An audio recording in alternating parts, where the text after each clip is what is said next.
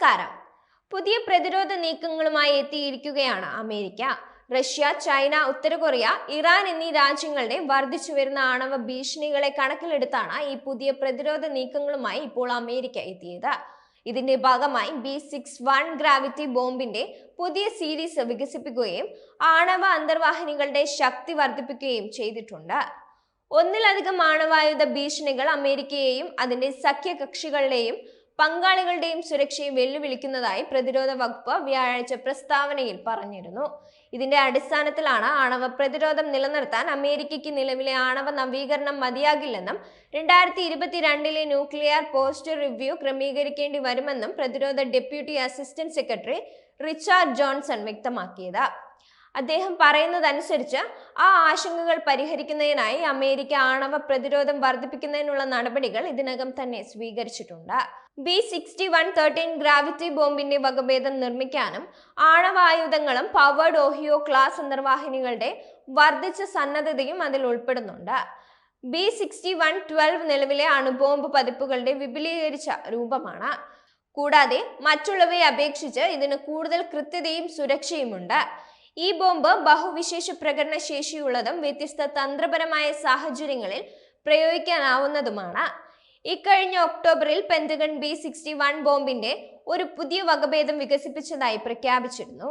ഇതുപ്രകാരം ആണവ ബോംബിന്റെ ചില പഴയ പതിപ്പുകൾ മാറ്റുകയും അമേരിക്കയ്ക്ക് തങ്ങളുടെ എതിരാളികൾക്കെതിരെ വളരെ ശക്തിയായി പ്രയോഗിക്കാൻ കഴിയുന്ന ചില നൂതന മാർഗങ്ങൾ ആവിഷ്കരിക്കുകയും ചെയ്തിട്ടുണ്ട്.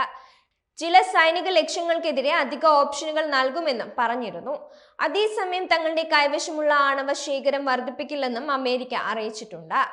ഒഹായോ ക്ലാസ് അന്തർവാഹികൾ അമേരിക്കൻ ന്യൂക്ലിയർ ട്രയാഡിന്റെ പ്രധാന ഘടകമാണ്. കൂടാതെ അവ ആണവ പ്രതിരോധത്തിനായി പ്രത്യേകം രൂപകൽപ്പന ചെയ്തവയാണ്. 12,000 കിലോമീറ്റർ വരെ ദൂരപരിധിയുള്ള ട്രൈഡൻ മിസൈലുകൾ ഇവയ്ക്ക് ഘടിപ്പിക്കാനാകും. Russian president Vladimir Putin September അവസാനത്തോടെ രാജ്യത്തിന്റെ ആണവ സിദ്ധാന്തത്തിൽ മാറ്റം വരുത്താൻ ഉത്തരവിട്ടതിന് പിന്നാലെയാണ് പെന്റഗൺ പുതിയ തന്ത്രം ആവിഷ്കരിച്ചത്.